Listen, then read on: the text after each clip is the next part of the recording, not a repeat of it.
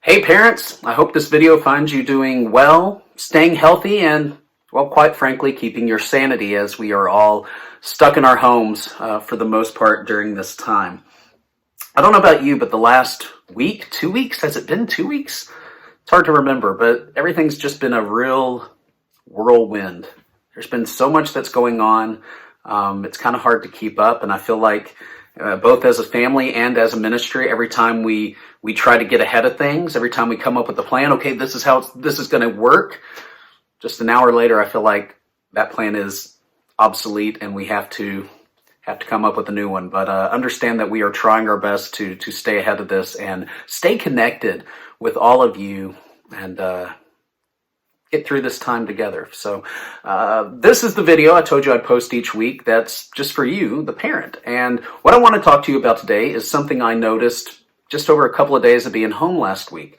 When my family and I all sat down at the dinner table, conversation wasn't really flowing as it usually would be. Normally we ask each other about our day. Hey, tell me about your day. What'd you learn in school? What did you do at work? But when we're all home together, those questions aren't necessary. I know what the kids are learning because I'm here with them. They know what I'm working on because they're here with me. So the danger becomes a lack of communication. The temptation is, hey, maybe just let the kids get on their phones while we eat dinner tonight, and we can all just have some peace and quiet. And hey, there's nothing wrong with peace and quiet from time to time, but we don't want to come out of this time where our communication at dinner, an important time to talk to each other, has just ceased to exist. So what I have found is questions that you can ask your kids, your spouse, each other at the dinner table, okay? And I've included the link here in this post. I encourage you, please go check it out. Some of the questions are silly. The kids will love that. Some of them are kind of deep and profound. You won't only get to know your kids better with these questions, you may get to know your spouse and even yourself a little bit better. So go to the link, pick out, you don't have to do them all tonight, pick out 2, pick out 3 just for tonight and ask those questions as a family. Maybe write some down for your kids to ask you even. This is going to be a fun time, and keep I've done this video 7 times and I'm not starting over. This is a good way to keep communication flowing while we're all home together. Now, the other thing I wanted to talk to you about briefly was just kind of the plan we have right now for social media. So every Monday morning, and I know I'm really pushing it, probably because I've done 7 takes of this already, but every Monday morning I'm going to have a video specifically for you, the parent, to encourage you. Maybe it's just going to be some ideas like today, or maybe even a devotional every now and then. So that's every Monday.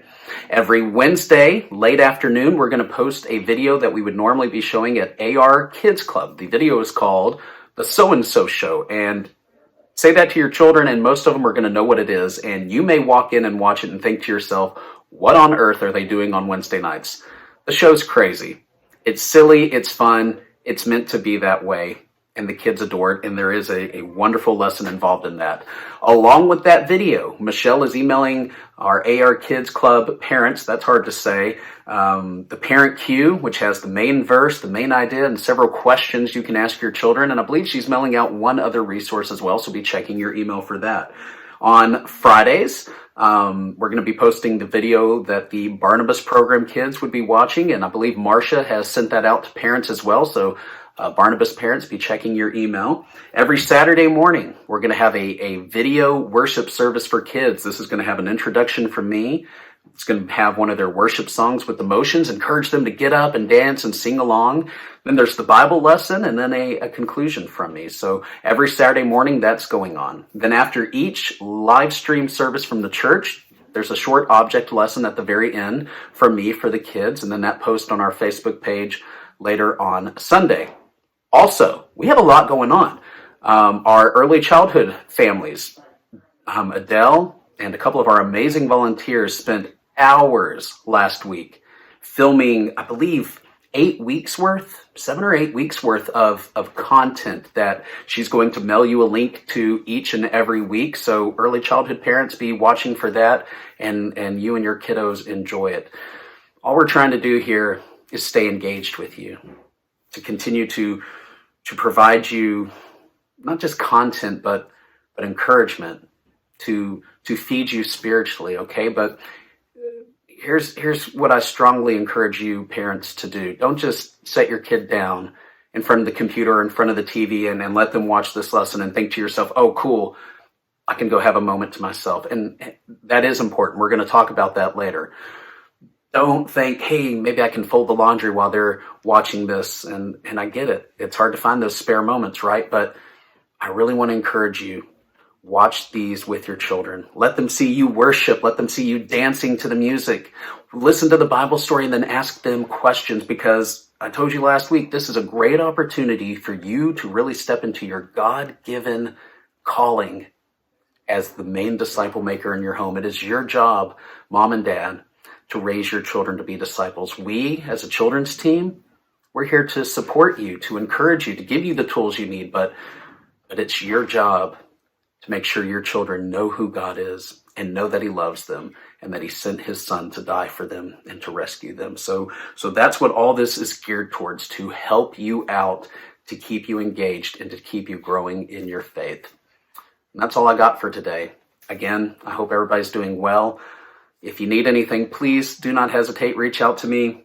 Hey, Facebook Messenger, text, phone call. I'm not a big phone guy, but you know what? Just because I love you all so much, I'll answer the phone more than likely. Email me, whatever you need. If we can do it, we're going to make it happen, okay? But we're all in this together, and we're all going to get through this together. So take care, and we'll talk again soon.